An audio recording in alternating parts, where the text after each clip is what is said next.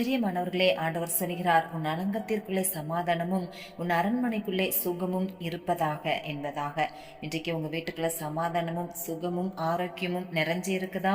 அல்லது உங்க வீட்டுக்குள்ள ஒரே சண்டை, ஒரே சச்சரவு, ஒரே வியாதி, என்ன செய்வதுன்னே தெரியல, எப்போ நானும் குழப்பம்தான், நிம்மதி இல்லை, ஒரு விடுதலையும் இல்லை, ஒரு ஆரோக்கியமும் இல்லை, இப்படி நீங்க புலம்பிக்கிட்டே இருக்கிறீங்களா?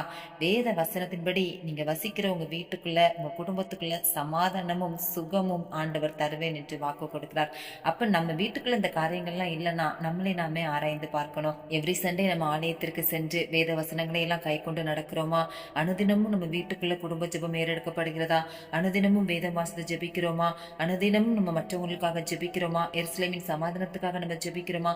இப்படி ஆண்டவர் சொன்ன காரியங்களை நம்ம கடைபிடித்து நடக்கும் பொழுது உங்க வீட்டுக்குள்ள கர்த்தருடைய சமாதானம், கர்த்தர் அருளுகிற சுகமும் ஆரோக்கியமும் சௌக்கியமும் உங்கள் குடும்பத்தையும் நிரப்பும், உங்கள் வீட்டார் அனைவரையும் நிரப்பும். உங்கள் நிமித்தம் உங்கள் குடும்பம் சந்தோஷமா இருக்கும்.